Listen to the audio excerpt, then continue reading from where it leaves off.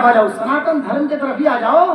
सनातन तो इस्लाम को कहते हैं। और श्री कृष्ण जी बड़ी प्यारी बात करके इन तमाम चीजों को रद्द करता है। कहता है सर्वधर्मान परित्यज्य मामेकम शरणं व्रजः अहं त्वां सर्व पापे भयो मोक्षयास्मि मा शुचः। अर्जुन, सारे धर्मों को छोड़ दो, सर्वधर्मान परित्यज्य मामेकम शरणं व्रजः, सारे धर्मों को छोड़ दो, मामेकम शरणं व्रजः, मेरी शरण में जाओ। अहं त्वां सर्व पापे भयो, जो तू अब तक पाप किया था, मोक्षयास्मि मा शुचः, हम तुम्हारे सारे पाप को हरण कर देंगे, सारे पाप को मिटा देंगे, सारे गुनाह को खत्म कर देंगे। सर्वधर्मान परित्यज्य मामेकम शरणं व्रजः अहं त्वां सर्व पापे भयो मोक्षयास्मि मा शुचः।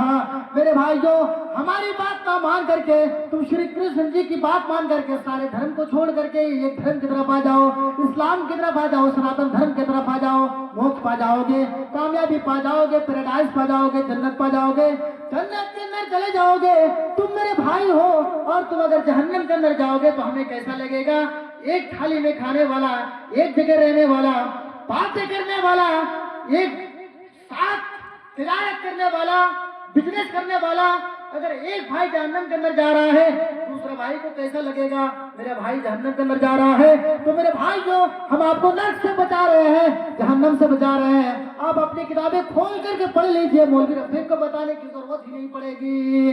जिसको आप भगवान मानते हैं, ये भगवान ही कहा है? भगवान तो वो होता है जो ऊपर होता है। आप श्री रामचंद्र जी को भगवान मान रहे हैं। मेरे भाइयों, मैं आपका भाई हूँ, आप मेरे भाई हो। हमारे ऊपर फर्ज बनता है कि मैं आपको आपकी आंखें खोलूं, आपको सत्य मार्ग दिखाऊं जो श्री कृष्ण जी बता करके गए हैं। आप रामचंद्र जी को भगवान मानते हैं, रामचंद्र जी आपका भगवान है। रामचंद्र जी का पिता राजा दशरथ, आप उसको भगवान मानने के लिए तैयार ही नहीं है। रामचंद्र जी की 3 माएं, कौशल्या, कई और सुमित्रा, आप इसको भगवान मानने के लिए तैयार ही नहीं है। कौशल्या के बाप को भगवान मानने के लिए तैयार नहीं है। श्री कृष्ण जी के बाप को भगवान मानने के लिए तैयार नहीं है। रामचंद्र जी के दादा को भगवान मानने के लिए तैयार ही नहीं है। आप रामचंद्र जी को भगवान मान रहे हैं। रामचंद्र जी तो खुद ही कह रहे हैं कि हम भगवान ही नहीं है। सबूत हमारे पास कहाँ है? आप जिसको भगवान मान रहे हैं वो तो खुद कह रहे हैं कि हम भगवान है ही नहीं है। हम आपसे सवाल करते हैं, यहाँ उलमा बैठे हैं, उलमा का काम होता है बच्चों को तालीम देना। बच्चे उलमा से शराब होते हैं, तालीम पाते हैं। इसका यह मतलब होता है कि बच्चों से ज्यादा टीचर जानते हैं। फॉर एग्जाम्पल, जिसने मुझे पढ़ाया हमसे ज्यादा जानते होंगे, तब तो उन्होंने मुझे तालीम दी है। ऐसा नहीं कि हम ज्यादा जानते हो, हमारे टीचर जानता ही नहीं है, ऐसा तो हो ही नहीं सकता है। तो इससे साफ तौर पर ये जाहिर हो रहा है कि टीचर हमारा जानता है ज्यादा, हम कम जानते हैं, इसलिए हम उसके पास पढ़ाई कर रहे हैं। आप रामचंद्र जी को भगवान मान रहे हो, उसका हमें कोई गिला शिकवा शिकायत नहीं है, अब मानो। लेकिन इतना तो यार अकल दौड़ाओ, भगवान वो होता है जो संपूर्ण जगत को रचाता और बसाता है। भगवान वो है जो तालीम को देता है। भगवान वो है जो शिक्षा में प्रदान करता है। लेकिन भगवान को अगर तालीम की जरूरत पड़ जाए तो भगवान भगवान ही नहीं रह जाता है। आइए वो मंत्र पढ़कर सुना देना चाहता हूँ। श्री, आप रामायण उठा लीजिए, बालाकांड, विष्णु कांड, बहुत सारे कांड है रामायण के अंदर। आप रामायण उठा लीजिए, रामायण के अंदर ये मंत्र मौजूद है। कौशल्य सुप्रजारमा पूर्वीय संध्या प्रवर्तते उत्तिष्ठान शार्दूल कर्तव्य देव मौनिकम। विश्वामित्र जी रामचंद्र जी के टीचर है, उस्ताद है। विश्वामित्र जी रामचंद्र जी को तालीम दे रहे हैं, रामचंद्र जी को पढ़ा रहे हैं, रामचंद्र जी को तालीम प्रोवाइड कर रहे हैं। रामचंद्र जी को विश्वामित्र जी कह रहे हैं, कौशल्य सुप्रजारमा पूर्वीय संध्या प्रवर्तते, अरे कौशल्या के बेटे उठ जाओ, सुबह का सूरज तुलू होने वाला है, उठ जाओ, नहा लो, धो लो, अपने जिस्म को पाको साफ कर लो और उस अल्लाह रब्बुल आलमीन की इबादत करो जो संपूर्ण जगत को रचाया और बसाया है, जो संपूर्ण जगत का मालिक है। कौशल्या सुप्रजारमा पूर्वीय संध्या प्रवर्तते उत्तिष्ठान शार्दूल कर्तव्य मौनिकम। मेरे हिंदू भाइयों, प्यार का संदेश है, प्यार की दावत है। इन मंत्रों को पढ़ते जाओ और अपने दिमाग की जो वायरस है उनको साफ करते जाओ। एक ईश्वर को मानने वाला बन जा, एक ईश्वर की इबादत करने वाला बन जा। ईश्वर तो वह है जो ऊपर है, यहाँ रामचंद्र जी को श्री विश्वामित्र जी कह रहे हैं, कौशल्य सुप्रचार में पूर्व संध्या परिवर्तते, ऐ कौशल्य के बेटे, ऐ कैकेयी के बेटे, सुमित्रा के बेटे, उठ जाओ, सुबह का सूरज तुलू होने वाला है, नहा लो, धो लो, अपने जिस्म को पाक साफ कर लो और उस ईश्वर की इबादत करो जो संपूर्ण जगत को रचाया और बसाया है।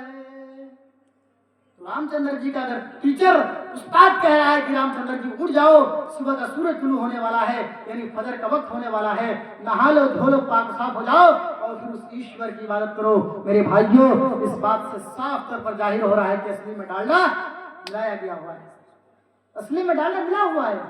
रामचंद्र जी की पत्नी सीता जी को हरण करके रावण लेके भाग जाता है और रामचंद्र जी को कुछ पता ही नहीं कि हमारी पत्नी को लेकर भाग गया।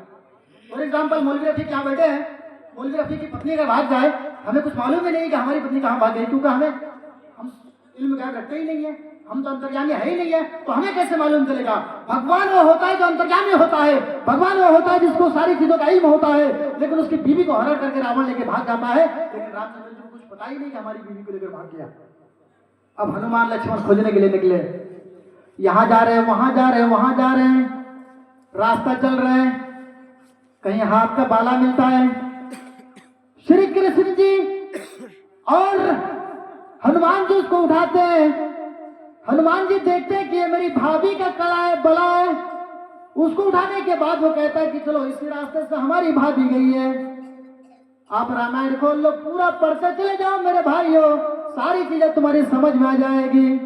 रामचंद्र जी की पत्नी को, सीता को हरण करके लेकर रावण भाग गया। हनुमान और लक्ष्मण खोजने के लिए निकले, रास्ता चल रहे, कहीं कड़ा मिलता है, हाथ का बाला मिलता है, पकड़ते हैं, कहते हैं कि मेरी भाभी का कड़ा है, मैंने देखा था, लेकर के चलते जा रहे हैं। कहीं चप्पल मिलता है, फिर नाक की नथनी मिलती है। वहां जाने के बाद हनुमान और लक्ष्मण बहुत ज्यादा रोने लगे। कहा कि मेरे भाई, एक दूसरे से कहता है कि क्यों रो रहे हो। कहा मेरे भाई, हमने ये सारी चीजें पहचान ली, चप्पल भी पहचान ली, कड़ा भी पहचान लिया, लेकिन ये नथनी नहीं पहचान पा रहा हूँ। मेरे भाई चलो, इस रास्ते से गई होंगी मेरी भाभी और रावण इस रास्ते से लेकर गया होगा। चलते जा रहे हैं, लंका में पहुंचे, वहां से अपनी भाभी को रिसीव किया, लेकर क्या है, जैसे ही सीता जी अपने पति को देखती है, रामचंद्र जी को देखती है, अपने पति के पैर छूने लगती है। आज भी हिंदू धर्म के अंदर ये प्रथा चली आ रही है, अगर आपसे कोई बड़ा आदमी है और छोटा बच्चा है तो फौरन उसके पैर छू करके प्रणाम करता है, नमो नमः करता है, स्वागतम करता है, जो उनका क़िदा करता है। तो इससे यह पता चलता है कि वो पैर के नीचे झुकेगा। रामचंद्र जी की पत्नी सीता जी जैसे अपने पति को देखती है, रामचंद्र जी को पांव पकड़कर उठा लेता है। रामचंद्र जी कहते हैं, अरे मेरी बीबी, राम रामाय नमः, राम रामाय सत्यम मस्ते। अरे मेरी पत्नी सीता, इस राम के सामने मत झुक, इस राम को प्रणाम मत कर, बल्कि उस राम का, राम जो ऊपर में है उसको प्रणाम कर, उसको सजदा कर। मेरे भाइयों, यहाँ तो मंत्र को बदल ही डाला है, यहाँ कहा गया है राम रामाय नमः, राम रामाय सत्यम मस्ते। जब हमारे हिंदू भाई अर्थी लेकर के जाता है, जनाजा लेकर के जाता है, वहां कहा जाता है राम नाम सत्य है, राम नाम सत्य है, राम नाम सत्य है, क्या मंत्र जापता हुआ जाता है। यहाँ पे असली में डालडा मिला दिया गया है, हम आपको दिखाने के लिए तैयार है। वहां लिखा गया है राम राम सत्य है, राम का राम सत्य है, यानी रामचंद्र जी का जो राम है, जो ऊपर ईश्वर है, वो सत्य है। यहाँ तो मीनिंग बदल डाली, उनका अर्थ ही बदल डाला। वहां लिखा है राम राम सत्य है, ये लोग कहते हैं कि राम नाम सत्य है, अर्थ ही बदल डाला। यही चीज तो है मेरे भाइयों। अगर हम पढ़े लिखे नहीं है और हमारे पास अगर कोई आदमी आता है, कहता है कि साहब अरे 5 टाइम की नमाजें क्यों पढ़ रहे हो भाई, ये तो 5 टाइम की नमाजें है नहीं, 2 ही टाइम का पढ़ो, तो हम भी यार कंफ्यूज हो जाएंगे। हकीकत में 2 ही टाइम का होगा, क्योंकि 5 टाइम की नमाज पढ़ने से अच्छा यार 2 ही टाइम पढ़ लो। 5 टाइम कौन जाएगा फजर का और जो है ईशा की नमाज पढ़ो, यहाँ तक हाथ धो, पैर धो और मुंह धो, चेहरा धो, ठंडी का मौसम है, कभी ठंडी न मार दे, तो हम जो है बस 2 ही टाइम का अगर नमाजें मिल जाए तो क्यों नहीं पढ़ेगा।